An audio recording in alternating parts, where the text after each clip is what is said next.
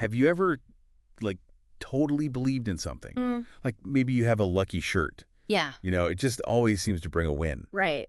Even though if you actually thought about it, Yeah. it's just like a normal shirt. Just a piece of fabric. Yeah. Right. But did that conviction somehow make it true for you? That's a really cool way to start this off. Right. I think it gets at something really, really fundamental about how our minds work. Because that feeling, that thing that happens where your belief shapes your reality, that's what we're kind of unpacking today. We're looking at the power of stories and beliefs and how we see the world. Absolutely. Especially when it comes to marketing and how the stories we tell ourselves, they can actually become the reality that we experience. And it's more pervasive than we realize, Right. I'd like to think we're driven by the facts. Yeah. But even those facts land very differently depending on the story we're already telling ourselves. Exactly. And our guide through this is a book called All Marketers Are Liars Tell Stories. Oh, yeah. By Seth Godin. Great book. And I love that title. Yeah. It's definitely provocative. It is. But the core insight is brilliant. Absolutely. I think what Godin is getting at here is that the most successful marketing, it's not about this, relentless barrage of features and benefits. Right. It's about crafting authentic stories. Yeah. That tap into what people already want to believe. And when those stories resonate, they become self-fulfilling. It's amazing, isn't it? It is. So we're not talking about spin. No. We're talking about the impact of narrative. Yeah. Okay. So let's get into this. I think what's Okay. really fascinating right off the bat is how this idea that, belief can kind of create reality, how that pops up in all these really unexpected corners of life. Yeah. And speaking of unexpected discoveries, a quick hello to everyone. Joining us here on the Audiobook Quiver YouTube channel. Welcome. We're so thrilled to have you here. Yes. And if you're finding this discussion thought-provoking, Yeah. and you're interested in exploring more, engaging insights, Yes. and all sorts of fascinating books, Absolutely. please do give us a like. Like us. Hit that follow button. Hit that follow button. And definitely ring that notification bell so you don't miss our future explorations.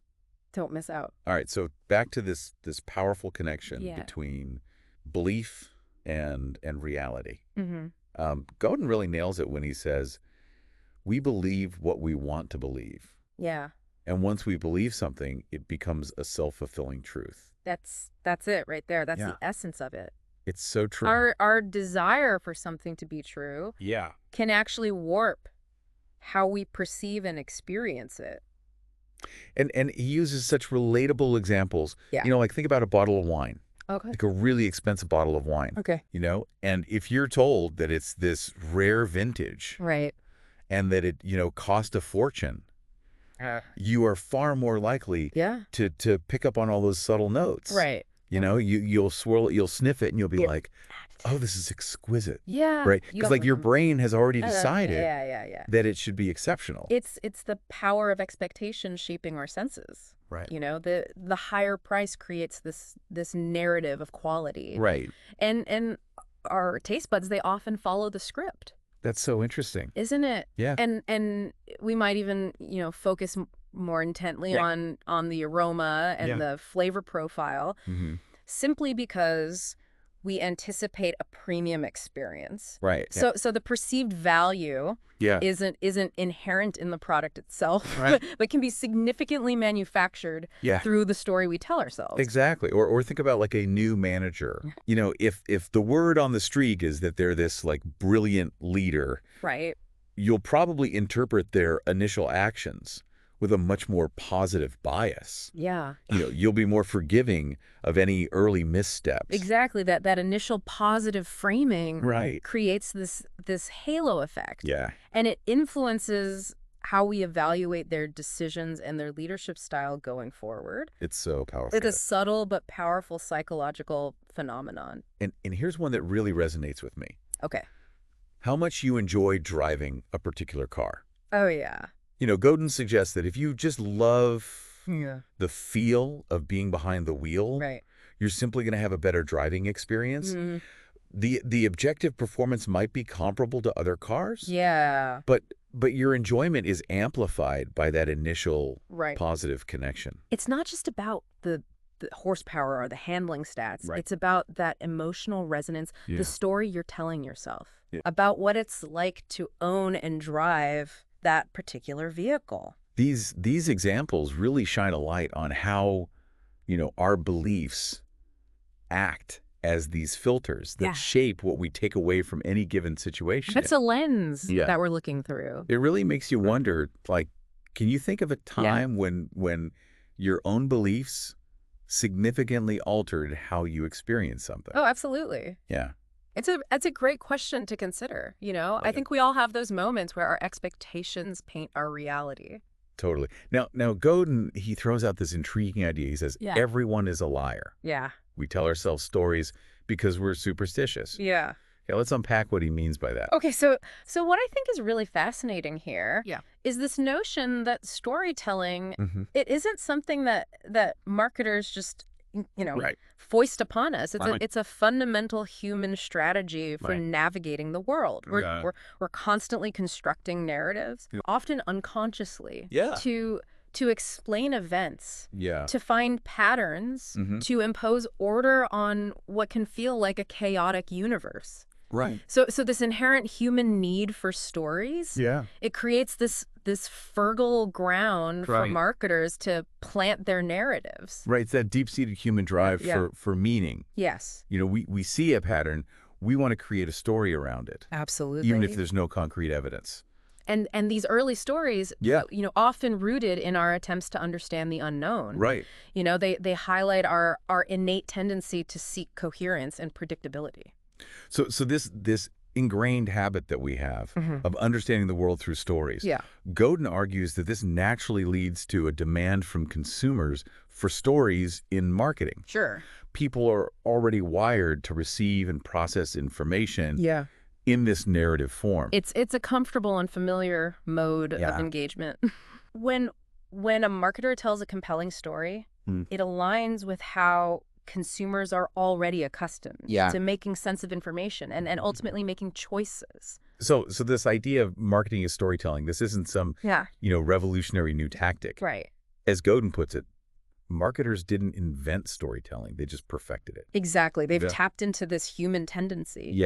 And honed the craft of using narratives to connect with audiences on a much deeper level. And this brings us to this almost paradoxical concept that he introduces called the honest liar. Yeah, the honest liar. So this is a marketer who crafts stories that, by being believed, actually enhance the consumer's experience of the product or service. The crucial element here is that the story doesn't just persuade. Right. It actually improves the perceived or real benefit for the consumer. Right. So the wine actually tastes better. Right. Because of the story woven around the specific glass. The value becomes tangible through the act of believing the story. Which is a world away from what Godin calls frauds. Yes. Right. These are the marketing pitches built on stories that serve only the marketer's interests. Right. And when the consumer inevitably discovers the story isn't true. Yeah. It just breeds anger and resentment. The fundamental difference lies in the intent and the ultimate impact on the consumer. Yeah. So an honest lie ultimately benefits the consumer. Yeah. Whereas a fraud is purely manipulative and leaves a residue of betrayal. But isn't there a fine line there? Yeah. How can a marketer really be sure? Yeah, that's a great question. That they're not sort of inadvertently crossing into fraud. Right. Even with good intentions. Even with good intentions. I think it really hinges on whether the story ultimately delivers a better experience for the consumer, even if that improvement is partly psychological. So let's look at some examples from the book that illustrate this distinction. Right. First, we have Georg Riedel's wine glasses. Oh, yeah. This is a perfect example of this honest lie, isn't it? I think so. Yeah. Riedel, a passionate advocate for his craft, tells the story that the specific shape of a glass is intrinsically linked to the optimal taste experience of different beverages, particularly wine. Right. He believes it, he communicates it, and people buy into it. Yeah, they do. Often spending, significant sums on these specialized glasses. And what's the result? The result is that many wine drinkers genuinely report a more enhanced enjoyment of their wine. It's crazy, right? As Godin puts it, marketing apparently makes wine taste better. That's so funny. It's a great line. Yeah. What's remarkable is that the story embodied in the specific design and the price tag of the glass has a real impact on the sensory perception of the wine drinker. Yeah. It's a powerful demonstration of how belief can shape our reality. Totally. All right, next up we have Stephanie's Preaches of Pumas. Okay, Pumas. This wasn't about athletic performance or durability, was it? Not at all. No. Stephanie's decision wasn't driven by practical considerations. Right. Like, arch support or... Right. How they would perform on the track. Exactly. Yeah. Her motivation was the story she was telling herself about how she would look and feel wearing those Pumas. Right. Cooler, more stylish, more grown-up. So the feeling that the story created. Yeah. That sense of being cool and grown up. Right. That was the product for her. That was the product. Not the sneakers. Exactly. Yeah. The marketers at Puma, they tapped into a desire for a certain identity and sold her a narrative, an aspiration. Right. It highlights that stories, not just tangible features, are what truly resonate and spread. And then there's the fascinating case of Kiehl's. Oh, yeah. Since 1851. Kiehl's. This seemingly unassuming apothecary. Yeah. In Manhattan with its quirky decor. It's a very unique environment. So Kiehl's masterfully crafted this really unique story through its unconventional store environment. That's the vintage motorcycle, the antique airplane, the no frills packaging, the knowledgeable staff offering personalized advice. It's amazing. It all communicates a sense of authenticity. Yeah. Of a genuine individual behind the brand rather than a faceless corporation. And despite, often their premium pricing and the somewhat basic packaging, they cultivated incredibly loyal customers. They did. Godin points out that Kiehl's told a story, and the customers then internalized and shared that lie with others. Right. They believed in the authenticity, the personal touch of the brand. The story fostered a deep sense of trust and connection, justifying the higher prices in the minds of consumers. It wasn't just about the skincare products. Right. It was about buying into that narrative of genuine care and heritage. Finally, let's look at the example of granolas. Okay. Long-standing health food image. Granola. Yeah. This one's interesting because it illustrates a widespread, almost collective belief. A collective lie, if you will. Right. That granola is this, wholesome, nutritious food. Yeah. Even though the actual nutritional content of many granola products, often high in sugar and fats, often contradict this perception. That's interesting. Right. Could it also be argued, though, that, early marketing efforts by granola companies played a significant role in creating that belief? Yeah. You're absolutely right. Rather than just capitalizing on a pre-existing one. That's a great point. Yeah. It's probably a combination of both. Right. Perhaps initial marketing kind of seeded the idea. Right. Seeded the lie. And then consumer desire for a healthy option kind of solidified that belief. Solidified the lie. Once that story took hold, the major food marketers were quick to jump on the bandwagon. Oh, yeah, of course. Launching countless granola variations and brands. Right. The consumer belief, even if not entirely based, in fact, paved the way for this massive market. It perfectly demonstrates how a widely held belief, even if somewhat inaccurate, can generate a significant market opportunity that astute marketers can then leverage through their own storytelling. These examples really highlight the persuasive power they do of a well-told and a resonant story. Yeah. Now, for a story to truly gain traction and spread, Godin emphasizes the critical importance of authenticity. Authenticity is the bedrock of believable and impactful storytelling. Yeah.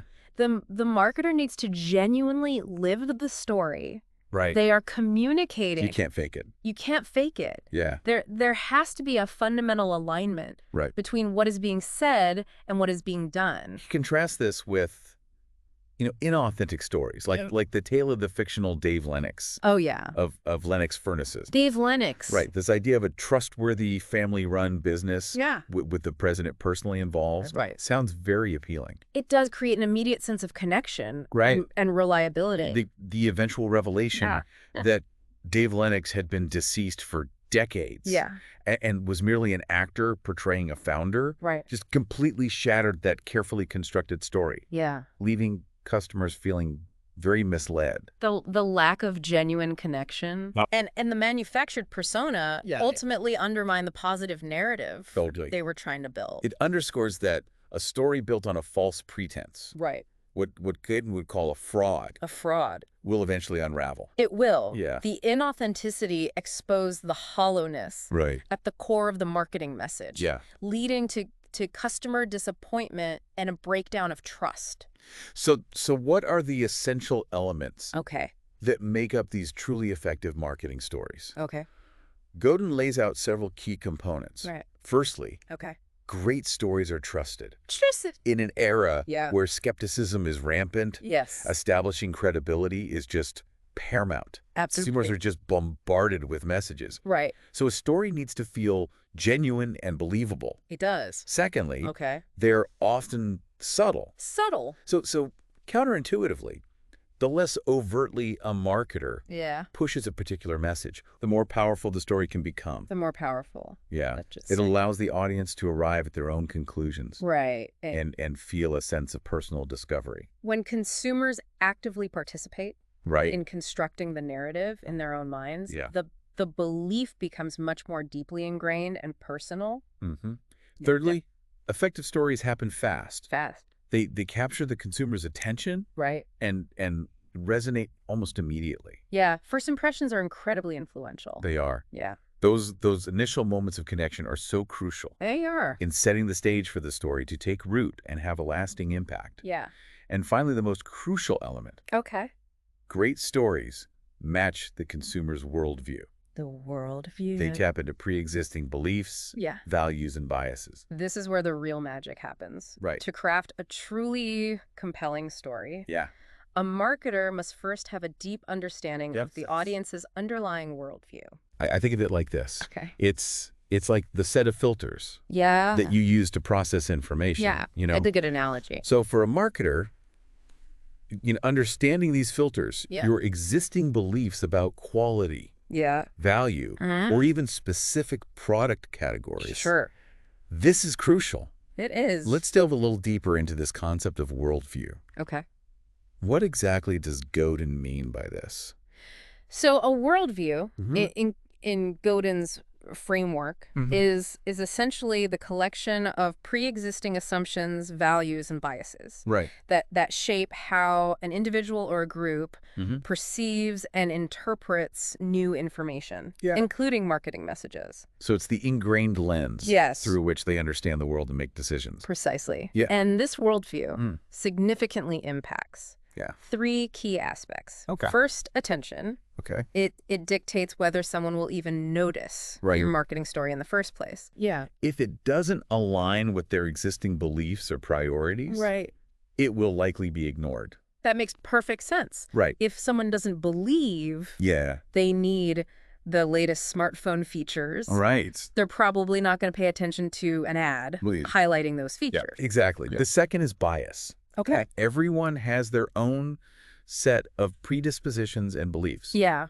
When a new product or service is introduced, these existing biases immediately color how they interpret any information related to it. So if someone has a really strong negative opinion about fast food chains, they're likely to view any marketing claims from those chains with a high degree of skepticism. Of course. Right. Yeah.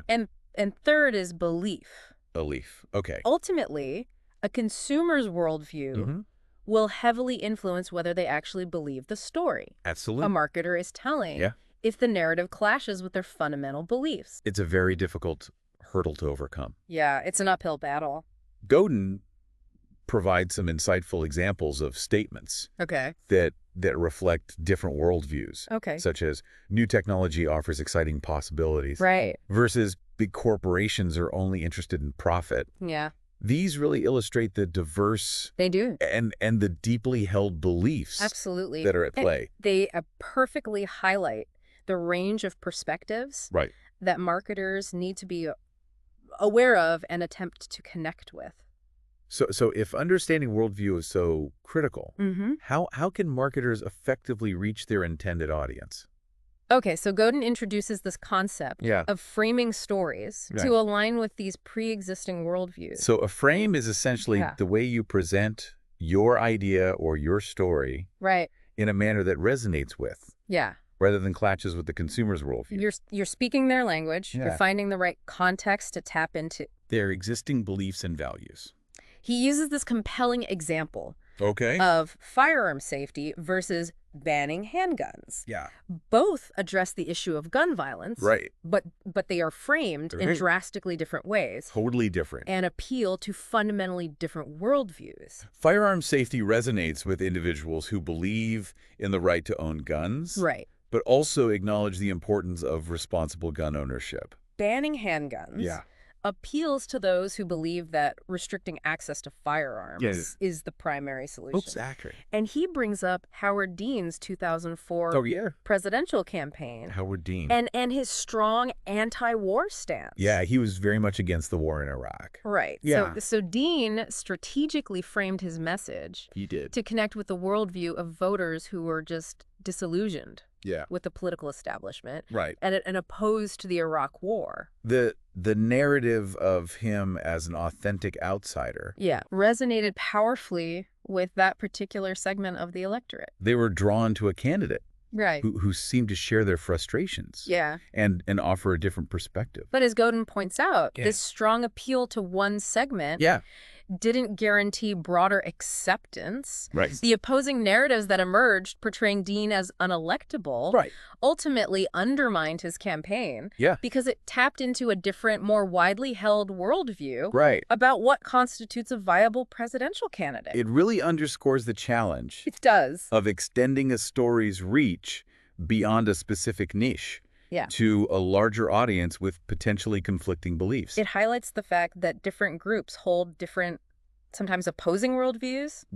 And what resonates deeply with one group may completely miss the mark with another. And the example of Best Buy's strategic focus on angels versus devils really drives this point home.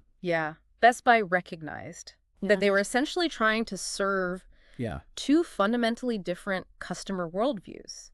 The angels, who valued knowledgeable service and a positive in-store experience and were willing to pay a premium for it, versus the devils, who were solely focused on obtaining the absolute lowest price and even exploited return policies to achieve it. So by consciously deciding to prioritize the angels, those whose worldview aligned with a profitable and sustainable business model, Best Buy made a strategic choice about the story they wanted to tell and the customers they wanted to attract. It demonstrated the importance of identifying and focusing on the customer segments whose underlying beliefs align with a company's values and business goals, rather than attempting to cater to every single perspective. It's a powerful illustration that in the realm of marketing, not all customer worldviews are equally valuable. Absolutely. Or compatible with your brand's story. And sometimes adapting to evolving consumer worldviews requires even well-established brands to rethink and reframe their core narratives. Absolutely. The example of General Mills swiftly reformulating their cereal lines to emphasize whole grains in response to the growing popularity of low-carb diets is a prime example of this adaptability. Totally. They recognized the increasing traction of the low-carb worldview. And proactively adjusted their product offerings and their marketing messages to align with this emerging consumer belief. Their agility and willingness to evolve their product line and their storytelling allowed them to maintain relevance and appeal to a significant portion of the market whose dietary beliefs had undergone a significant shift.